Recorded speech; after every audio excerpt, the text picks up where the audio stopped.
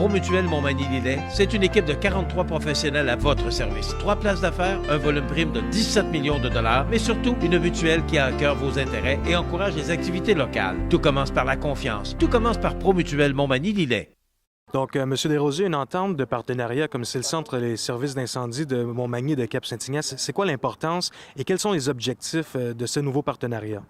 Bien, l'objectif visé en premier lieu, c'est d'avoir une équipe plus volumineuse pour améliorer nos interventions et aussi pour jumeler nos procédures d'intervention et aussi au niveau de la formation. Et par après, on aura une équipe d'intervention incendie sur les 2 territoires, mais qui partageront la même administration. De cette façon-là, on pourra, tout ce qui nous appartient devient accessible à Cap-Saint-Ignace et tout ce qui appartient à Cap-Saint-Ignace devient accessible à Montmagny. Mais le partage qu'on fait, c'est de s'assurer d'avoir une intervention de qualité supérieure dans le grand respect des 2 communautés. Ça, je tiens à le dire. Il y a des conditions qui nous ont amenés à discuter ensemble et je pense que l'entente qu'on est en train de développer, qu'on va prochainement signer ensemble, nous permettra d'avoir une intervention incendie de qualité supérieure. Ça ne veut pas dire qu'on n'avait pas une de bonne qualité, mais il y a toujours possibilité d'amélioration dans la vie. Je pense que de cette façon-là, on se prépare aussi pour le futur, pour se permettre de pouvoir intervenir dans d'autres types de sécurité. Je pense que les pompiers sont appelés à intervenir dans différents types de sécurité civile aussi. Ça nous permettra d'avoir une force de frappe plus équilibrée, puis avec plus de personnel disponible pour offrir le meilleur service à la population. Et nous, notre grand souci, c'est d'assurer la population du plus grand souci de leur sécurité. Parce que vous savez, sur notre territoire, il y a des CHSLD, il y a des maisons de personnes âgées volumineux, un hôpital, il y a beaucoup d'éléments qui demandent des interventions rapides et structurées, et ça nous permettra d'avoir des interventions plus structurées entre les 2 communautés. Et justement, vous avez dit que l'entente n'est pas toujours encore signée. Elle va être signée quand, justement, cette entente?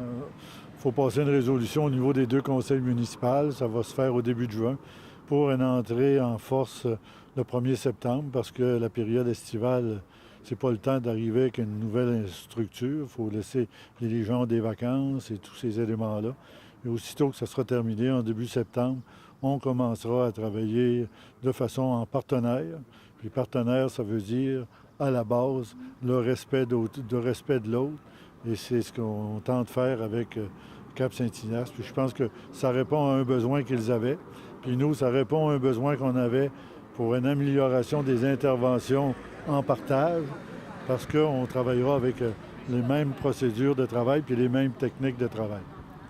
Et justement, est-ce que ce partenariat-là vient ouvrir la porte à d'autres partenariats avec la municipalité de Cap-Saint-Ignace ou peut-être avec d'autres municipalités de la Côte-du-Sud? Bien, la porte n'est pas fermée, mais vous savez que quand on ouvre la première porte, on s'assure là, de bien s'entendre, de bien mettre en place les processus, les politiques entre les 2 municipalités. Puis après, bien, quand on aura un peu d'expérience, s'il y a des gens qui ont des intérêts, nous ferons signe, puis on regardera si on peut faire des choses avec eux.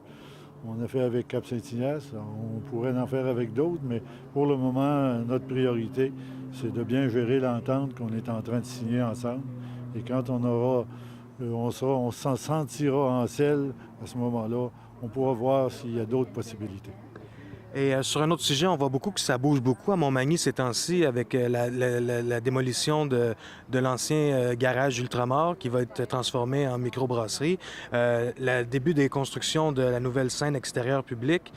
Comment vous vous sentez par rapport à tous ces projets, à tout cet, si on veut, engouement dans la ville de Montmagny? Bon, moi, personnellement, un maire ne peut pas faire autrement qu'être joyeux puis satisfait parce que des fois, on travaille pour en arriver là, susciter le besoin de développement. On a investi comme municipalité, mais on ne peut pas créer du développement sans investissement. Hein. Et ça, c'est faux de croire que si on attend que les choses se produisent, vont se produire. Je pense que ça n'arrivera jamais. Je pense que nous, on a essayé de développer un sentiment de fierté des citoyens.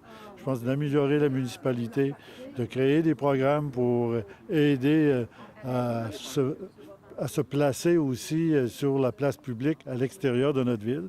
Je pense que le besoin d'un maire ou le devoir d'un maire aussi, c'est d'être à l'extérieur et d'aller vendre sa municipalité. On le fait par des petits congrès. Probablement, on pourra vous dire qu'on va en avoir 2 l'an prochain. C'est de cette façon-là. On a fait des grands événements comme la boucle. C'est des choses qui nous mettent sur la place publique. Puis je pense qu'il y a un sentiment de croissance à Montmagny. Puis la croissance ne peut pas se faire juste par le conseil municipal.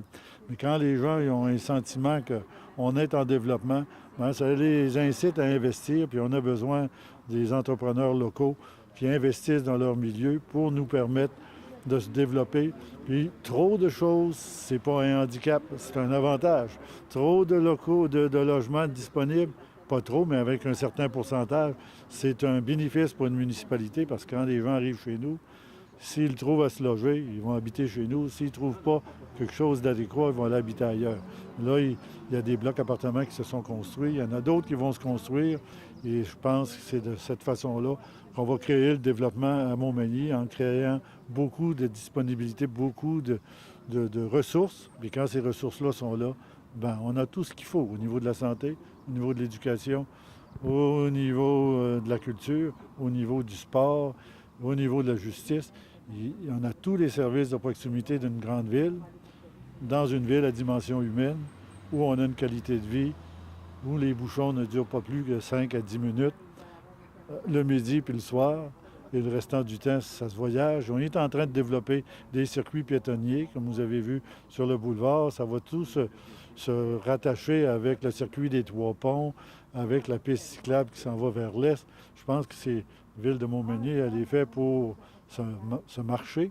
Je pense qu'on est en train de poser des infrastructures pour pouvoir marcher à partir du centre-ville et de faire aller jusqu'aux chutes, parce qu'on va les éclairer au mois de juin. Un autre projet qui est à Veuille, qui sera peut-être là pour le 24, là, où on l'éteindra en bleu peut-être cette journée-là, et en bleu et blanc, et on verra pour les autres projets. Mais il y a des projets encore sur... Puis la place publique qui devrait être prête pour la fin du mois d'août. On se croise les doigts parce qu'on veut qu'elle soit là pour le carrefour de l'accordéon. Je pense que les citoyens manimontois ont raison d'être fiers de leur municipalité, mais dites-le à vos amis, à votre parenté, parce que souvent on reçoit des félicitations plus des gens de l'extérieur que des gens de notre milieu.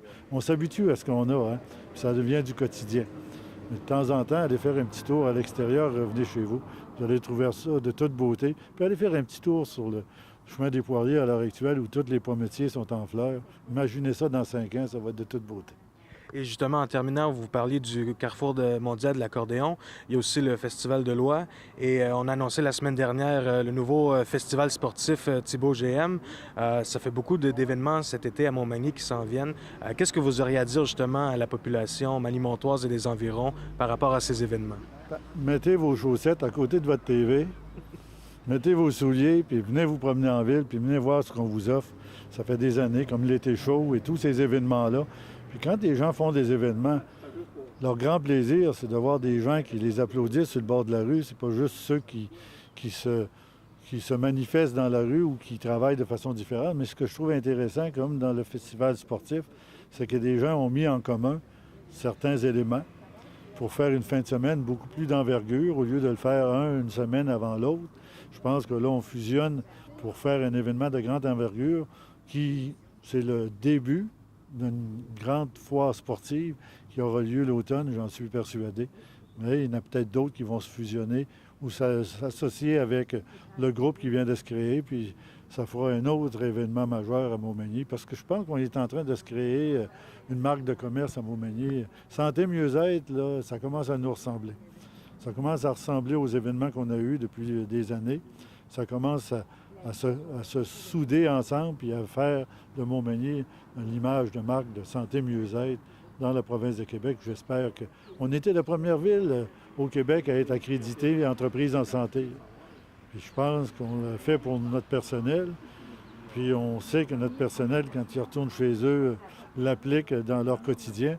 Et c'est comme ça que ça génère. Puis je pense qu'avec les entreprises comme les clubs sociaux, les enfants de cœur et ces éléments, le club de natation, bien, je pense qu'on a des infrastructures sportives accessibles, adaptées au portefeuille des gens, qui peuvent permettre de de ne pas être sur une liste d'attente parce qu'on pourrait facilement la vider, l'aréna ou la piscine.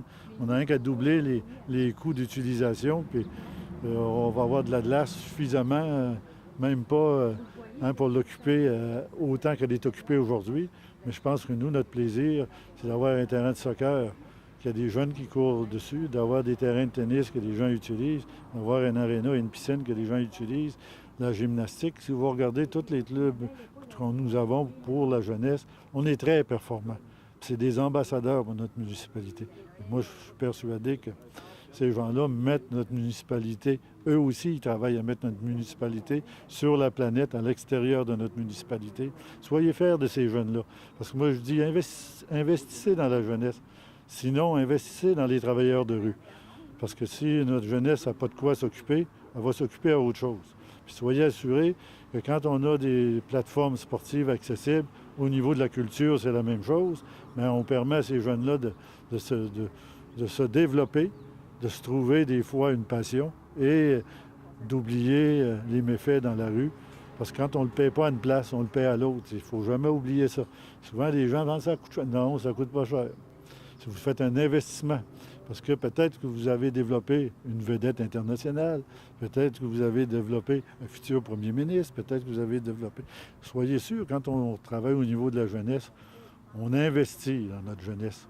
On investit dans notre jeunesse pour qu'elle nous survive, puis qu'elle fasse prospérer la ville de Montmagny pour le futur. C'est la seule et unique raison qu'il ne faut jamais oublier cet élément-là. On s'occupe aussi des personnes âgées, des personnes aînées, mais il faut s'occuper essentiellement de la jeunesse.